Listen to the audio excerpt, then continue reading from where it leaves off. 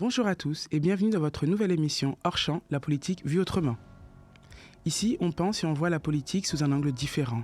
On la vulgarise, on la rend plus dynamique, interactive et accessible. On permet à nos téléspectateurs de s'identifier et pourquoi pas de s'engager.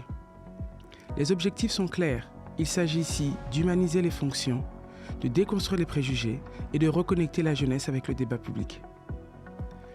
Pour vous permettre de mieux comprendre les engagements et les parcours de ceux qui font vivre notre vie politique, j'ai décidé de les inviter afin qu'ils vous présentent qui ils sont derrière leurs fonctions. Comme vous le savez, les 15 et 22 mars prochains auront lieu les prochaines élections municipales. C'est plus de 49 millions d'électeurs qui décideront du sort des 38 000 communes de France. Afin de vous éclairer au mieux sur les choix que vous ferez dans les isoloirs et seuls face aux urnes, j'ai voulu vous offrir une version plus humanisée de vos candidats. Et aujourd'hui, nous recevons Ayodele Ikwesa, candidate aux élections municipales de la ville de Paris dans le 18e arrondissement. Ayodele, bonjour. Bonjour. Bienvenue. Merci. Alors, les quelques questions aujourd'hui qui vont nous permettre de mieux comprendre ton parcours, mieux comprendre qui tu es, et ce qui aidera aussi nos téléspectateurs à voir qui est la personne derrière cette fonction, qui est la femme qui s'engage derrière la fonction politique. La première question est de savoir quel est l'environnement dans lequel tu as grandi, la ville aussi dans laquelle tu as grandi, et quel est le milieu, que faisaient tes parents comme métier lorsque tu étais plus jeune? Eh ben, déjà, merci beaucoup d'organiser cet échange. C'est important aussi de mieux connaître les candidats. Donc moi, j'ai grandi dans le 18e arrondissement. Je dirais dans un milieu très populaire. Moi, mes parents, ils sont arrivés du Nigeria dans les années 80 en France. Et donc, ils ont appris le français en arrivant en France. Ils ont fait des études, mais malheureusement, ils ont fait des boulots alimentaires pendant toute leur vie. Donc, ma mère, elle travaillait en tant que femme de chambre dans l'hôtellerie. Et mon père, il faisait des ménages dans les bureaux et parfois un peu la sécurité. Peut-être beaucoup de personnes pourraient se retrouver un peu dans ces profils-là. Comme les parents de beaucoup de personnes aujourd'hui. Voilà, donc j'ai grandi avec mes parents qui faisaient ces métiers-là, mais qui par contre insistaient pour qu'on puisse réussir à travers l'école, parce qu'ils nous expliquaient que pour eux, c'était peut-être la seule solution pour nous d'avoir une autre vie.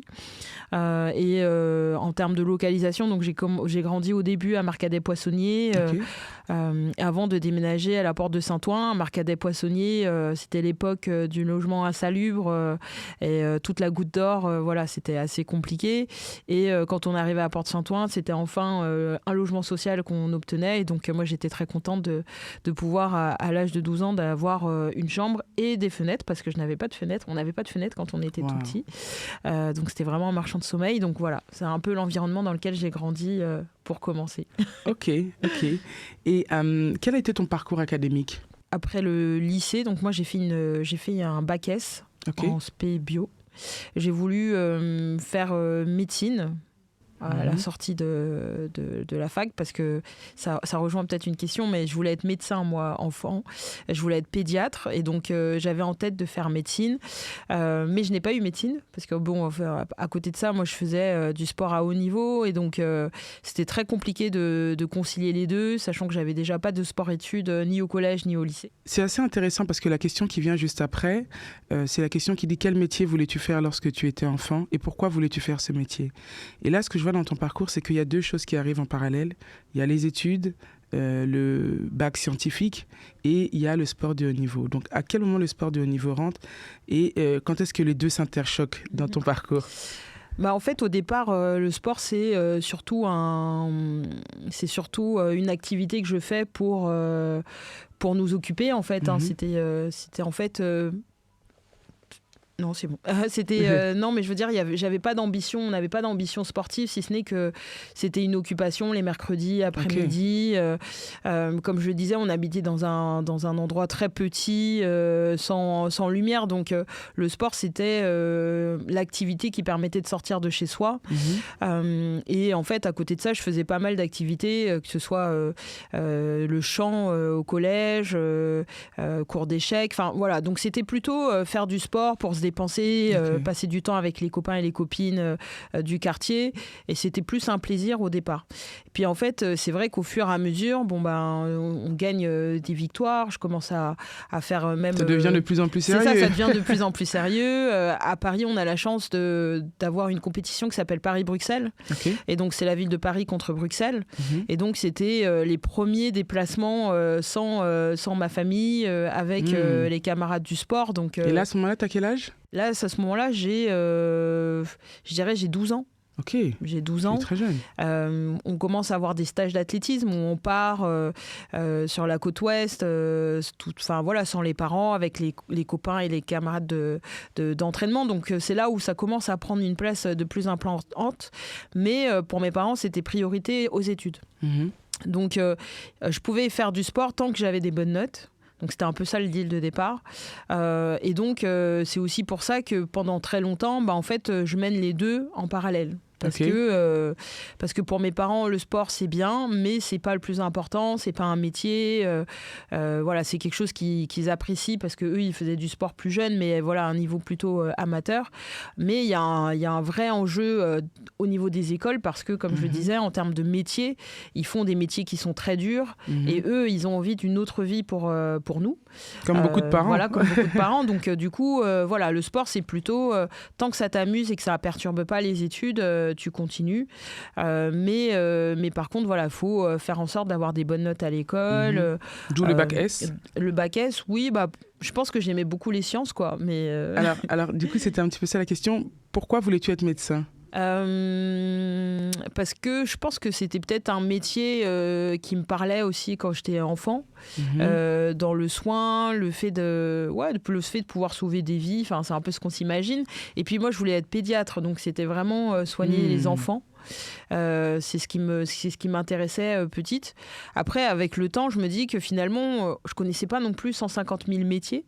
Et que quand on est tout petit, soit on a l'instituteur, soit on a le médecin, l'avocat, mais c'était pas forcément une profession que je connaissais très bien. Ce qui est intéressant, c'est qu'il y a quand même ces sujets d'orientation et ce qui va faire la transition avec la question d'après.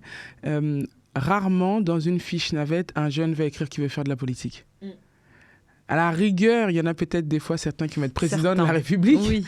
Mais je dirais les fonctions politiques, elles sont dans l'imaginaire collectif de personne. C'est-à-dire qu'on voit un peu la politique comme quelque chose d'assez lointain. Et du coup, ça fait la transition avec ma question d'après. Comment voyais-tu la politique lorsque tu étais plus jeune ? Pour moi, je voyais la politique de manière très, très éloignée. C'est-à-dire que j'avais eu les cours d'éducation civique, donc voter, ça me paraissait normal.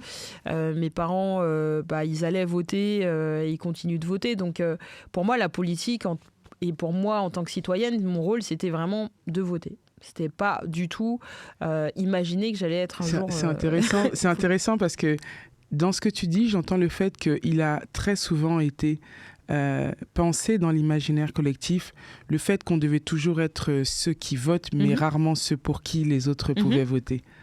Et ça, c'est intéressant parce que quand on voit sa tête sur un bulletin de vote pour la première fois... C'est impressionnant, oui. On se dit que les choses sont en train de changer. C'est ça. On se dit que les choses sont en train de changer, oui et non.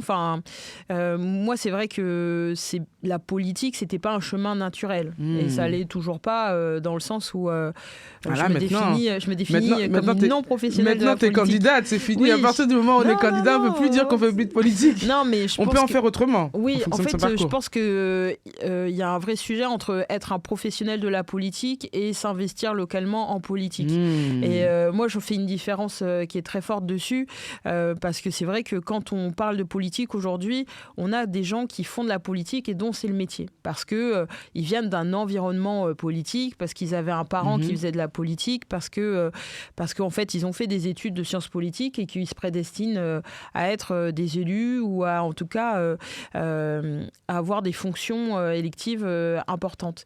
Moi, ce qui m'a amené amené en fait à la politique, c'était plutôt un constat à travers ma carrière de sportif de haut niveau.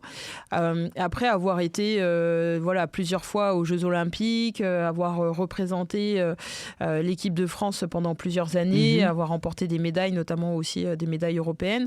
Cette réflexion... Alors, est-ce que tu peux nous préciser peut-être un petit peu pour ceux qui regardent et qui aimeraient aussi...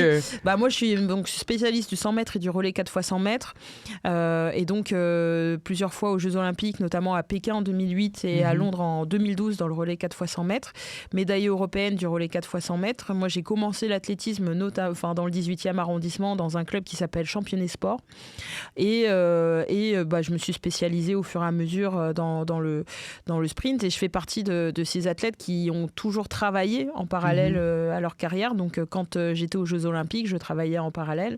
Ce qui est très difficile pour pouvoir... Oui, très difficile pour pouvoir faire des super extra-performances quand on cumule un CDI à temps plein et 20 heures, 25 heures d'entraînement. C'est très, très difficile, donc très précaire. Et moi, je me suis engagée, c'était en 2016, à la commission des athlètes de haut niveau du comité olympique. Et à ce moment-là, en fait, je me rends compte que dans les instances décisionnaires du sport, il y a très peu de profils de sportifs comme moi ou d'autres, et que ça pose question, parce qu'on est quand même en train de parler de sport, et ça paraît très logique d'avoir beaucoup de sportifs qui se reconvertissent dans les fédérations, mais en fait, je me rends compte qu'on connaît très peu en fait, le fonctionnement de nos fédérations. Ce qui est assez intéressant dans ce que tu dis, c'est que j'ai l'impression qu'il y a les sportifs de haut niveau qui rentrent dans les différentes disciplines. Et en fait, à partir du moment où peut-être ils n'exercent plus dans leur discipline, ils sortent complètement du monde du sport, alors que certains comprennent des fois qu'il faut aller dans les instances décisionnaires des différentes fédérations pour mieux, transformer le monde sportif. C'est même pas que certains... C'est un peu comme la politique, et je pense qu'on en reviendra. C'est pas que les sportifs ne comprennent pas, c'est qu'en fait, le chemin pour arriver dans ces instances-là, il n'est pas transmis. Que la formation, elle n'est pas obligatoire. Une fédération n'a pas obligation à former ses sportifs à mieux comprendre comment tout fonctionne. Est-ce que tu penses que ce serait, une piste de réflexion peut-être aujourd'hui que les différents comités pourraient mettre en avant, ou qui pourraient même peut-être être portés par les sportifs. C'est vraiment une idée en disant, OK, on aimerait aussi, lorsqu'on pratique une discipline sportive, qui est ne serait-ce qu'un module de formation.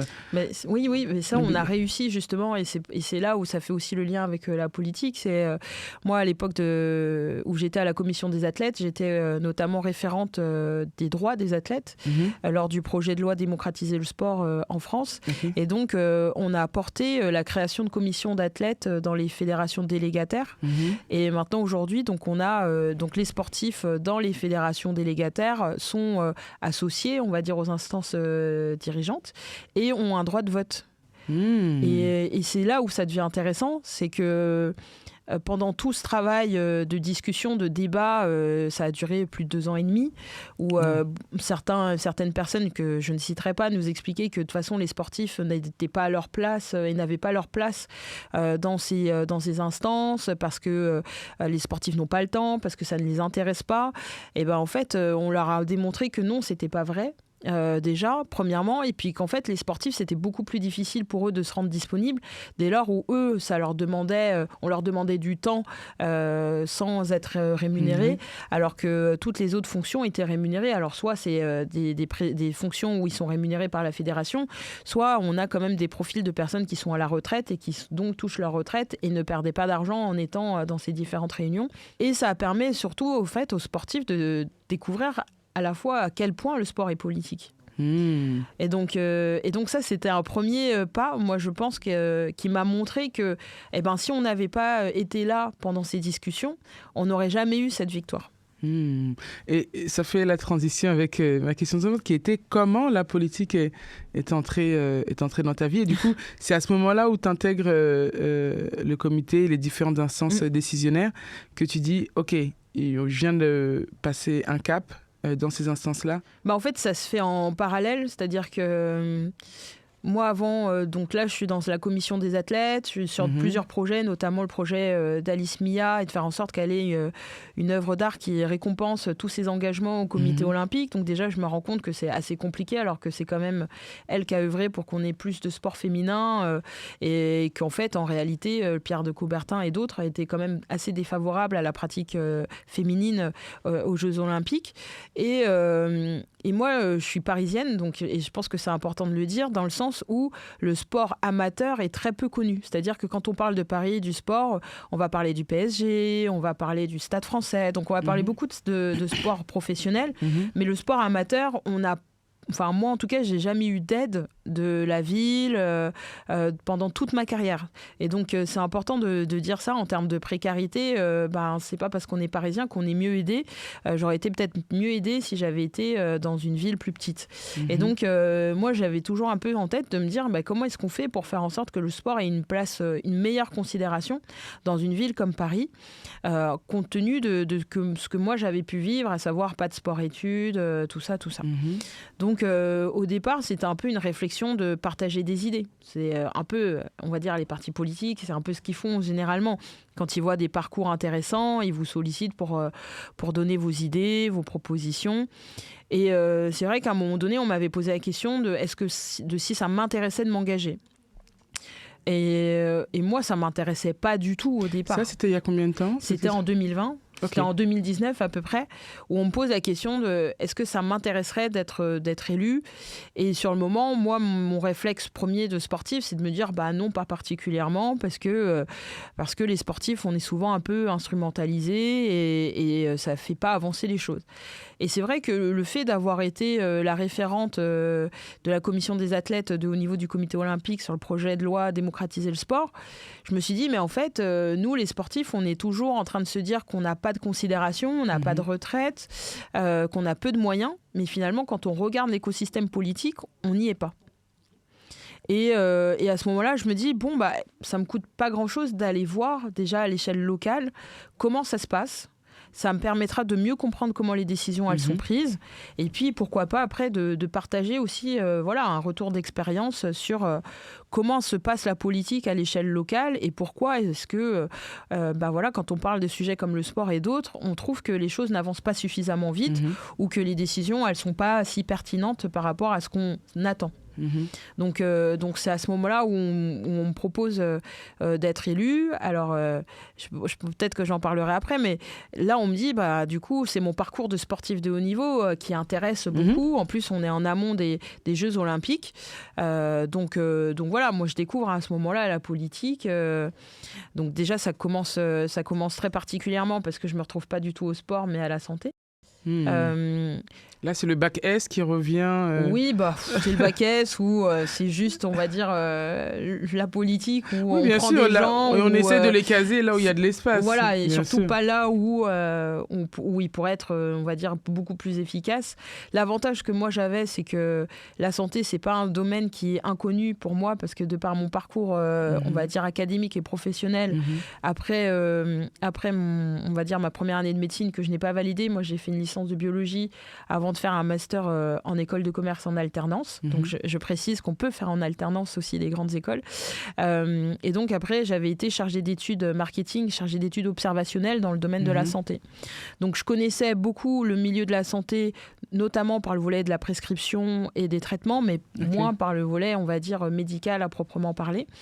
Et donc, mais par contre, après, comme j'évolue dans le conseil, dans tout ce qui est conduite du changement, transformation des organisations, le fait de pouvoir travailler, on va dire, de manière plus collective avec les professionnels de santé, ça a été un avantage parce qu'on a pu travailler tous ensemble, notamment pendant la période du Covid.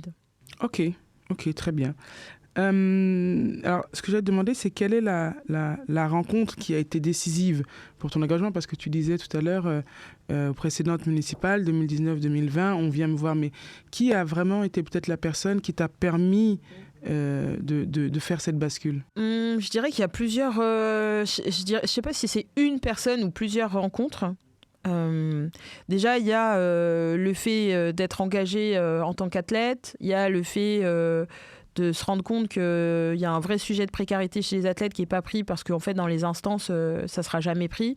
Il y a le fait que moi je fais aussi personnellement un burn-out dans ces années-là en me disant je travaille 35 heures, je m'entraîne 25 heures et en fait pourquoi est-ce que je vais chercher aussi cette excellence, cette surexcellence dans des conditions comme celle-ci. Et puis il y a des rencontres notamment des personnes qui sont dans le 18e, des associations sportives qui me permettent de faire intervenir des personnes de l'arrondissement dans des écoles. Et je dirais, en fait, c'est plusieurs rencontres. Il y a le groupe de travail avec qui j'étais, notamment pour Alice Mia.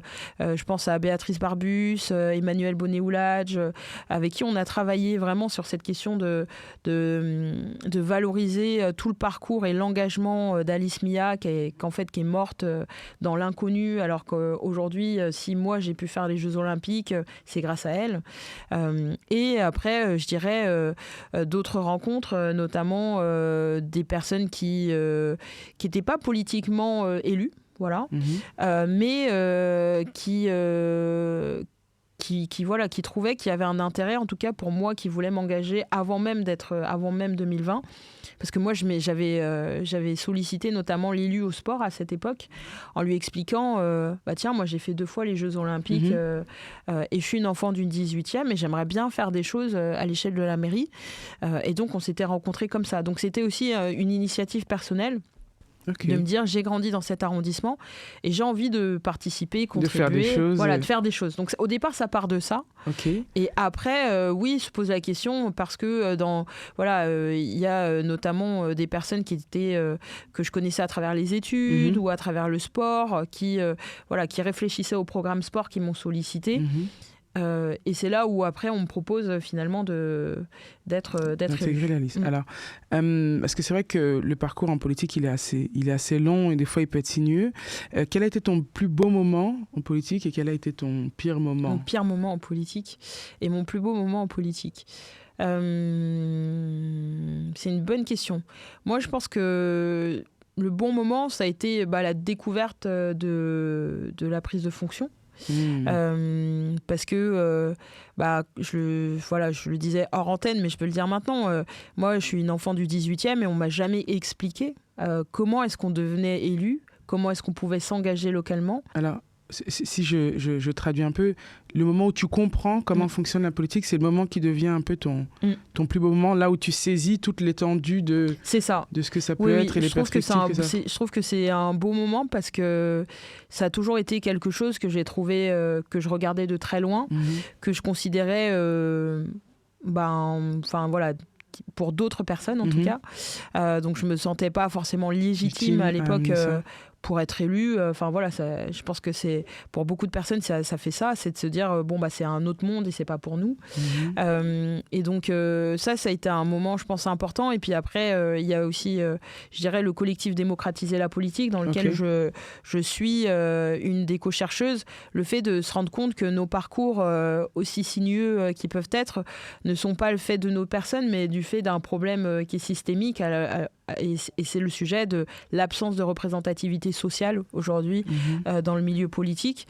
Donc ça, je pense que ce sont des beaux moments et notamment le rapport qu'on a sorti en 2025, ce sont des très beaux moments. D'accord. Alors, il y a la question d'après qui était le pire, mais du coup qui va avec celle qui suit. Je dirais quel a été le pire moment ou l'obstacle qui aurait pu te faire arrêter et quelles leçons tu en as tirées? Et je rajouterais dans les super moments aussi la rencontre avec Christiane Taubira aussi, parce que c'est quelqu'un qui a une importance... C'est une femme extraordinaire qu'on salue d'ailleurs. Voilà, et qui me soutient dans cette campagne et qui me soutient depuis plusieurs années et qui est vraiment... assez inspirante dans tous les sens du terme. Et je dirais les pires moments, les pires moments, c'est quand vous vous rendez compte que en fait, on est venu vous chercher par rapport à l'image que vous avez, mais qu'on ne souhaite pas que vous ayez des responsabilités. Et ça, c'est un vrai sujet. Moi, j'en parlais dans l'émission la dernière de Radio Nova sur la tokenisation, le fait que on vous estime pas légitime en fait pour être en responsabilité. Et ça, moi, je trouve que ça a été très compliqué. Et c'est pour ça aussi que je le dis publiquement et que je le répète, c'est de se dire que vous êtes un enfant ou une enfant d'un quartier, d'un arrondissement, d'une ville où vous avez grandi, où vous avez eu un parcours académique ou non, et que vous avez un engagement qui est sincère et qui est là depuis plusieurs années, et qu'on vous explique que vous n'avez pas le droit en fait de vous porter. Donc il y a cette idée un peu de on utilise votre image, on utilise ce que vous pouvez rapporter, mais à partir du moment où il faut plus, je dirais, un peu plus vous impliquer, là par contre c'est bon, ça devient un problème, besoin. c'est ça. Non, il faut rester là où on t'a mise, ne pose pas de questions, ne nous embête pas. C'est ça. Et moi sur mon mandat, je venais pour faire des choses et j'ai jamais caché que je venais pour faire des choses. Et donc ça a été tout de suite cette difficulté à pouvoir mettre en place les projets identifiés pendant la campagne au niveau de la santé. Ça a été le fait qu'on essaye aussi de m'écarter parce que du coup la crise sanitaire a fait que la santé est devenue un sujet assez central, de vouloir m'écarter dès qu'il y avait justement un peu de médias autour de ce qu'on faisait dans l'arrondissement.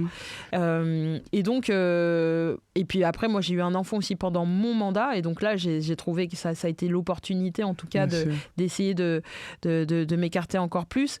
Mais je trouve que aujourd'hui c'est un sujet qui est pas suffisamment mis sur la table, à savoir le fait que on a beaucoup de parachutage dans de nombreux endroits et on le met en avant dans notre rapport, justement. Alors, ce qui est assez intéressant, parce que c'est vrai que là, il nous reste quelques minutes et j'aurais pardon, aimé... j'ai plein de choses. Non, on a tous plein de choses à dire, mais c'est pour ça que cette tribune est mise en place. Ma question est, parce que c'est vrai qu'on s'adresse quand même à un public qui est assez jeune, quelle raison donnerais-tu à un jeune pour aller voter? Parce que c'est ça le but, c'est que cette période électorale permette aux jeunes de dire « Ah j'ai vu un élu, un candidat qui a parlé aujourd'hui et ce qu'il a dit m'a touché, j'ai envie d'y aller. » Moi, ce que je dirais, c'est les jeunes sont les mieux placés pour porter leurs idées et les problématiques qu'ils rencontrent. Aujourd'hui, la politique de faire à la place d'eux ne fonctionne plus. Et c'est aussi pour ça que nous, dans le 18e arrondissement, on monte cette liste, le 18e, c'est nous. Parce qu'en fait, ce qu'on voit en politique, c'est que quand vous avez des élus qui sont trop loin du terrain, trop loin des problématiques, hors sol, eh bien, les sujets qui vous touchent concrètement ne sont pas défendus comme ils devraient. Et puis, ils ne sont pas traités. En fait, parce que pour traiter un sujet, pour se battre pour un sujet, il faut être concerné, il faut aussi le porter vraiment humainement tout le temps. Et donc moi je dirais les jeunes aujourd'hui, moi je suis jeune mais beaucoup moins jeune que ceux qui nous écoutent, mais en fait les problématiques que vous rencontrez, que ce soit la santé mentale, l'emploi, le fait de pouvoir se projeter dans un environnement où vous habitez aujourd'hui, on a besoin de vous entendre. C'est pas ma voix qu'il faut entendre, c'est vous qu'on doit entendre. C'est celle des jeunes et des jeunes électeurs. C'est ça. Alors très brièvement, pour encore mieux cerner la personne que tu es, Ayodele, on a le PLO Time, du coup, qui est la personne qui a peut-être le plus marqué ton parcours et ton engagement en politique? Moi je dirais que c'est Christiane Taubira. Parfait. Et je rappelle que cette année, c'est les 25 ans de la loi Taubira, qui sera également mis en avant par la Fondation pour la mémoire de l'esclavage. Très brièvement, le lieu dans lequel tu aimerais passer le reste de tes jours. C'est vrai. Alors j'y ai réfléchi. J'y ai réfléchi longtemps, mais je dirais au soleil, à la plage. N'importe quelle plage? Au soleil, ça peut être soit au Dom-Tom. N'importe où tant qu'il y a du soleil, de l'eau et du sable. Ouais, c'est pas mal, ouais. et des fruits de saison. Ok. Et l'objet, du coup, je dirais l'album des Boyz II Men, l'album Tout. Ok. Voilà, moi quand j'étais plus jeune, vraiment ça me permettait de m'échapper et j'écoutais ça en boucle. Eh ben écoute, merci beaucoup Ayodele pour ta venue. Merci beaucoup. Merci à vous chers téléspectateurs. Comme vous le savez, Hors Champ, c'est la politique vue par vous, faite pour vous. Au revoir.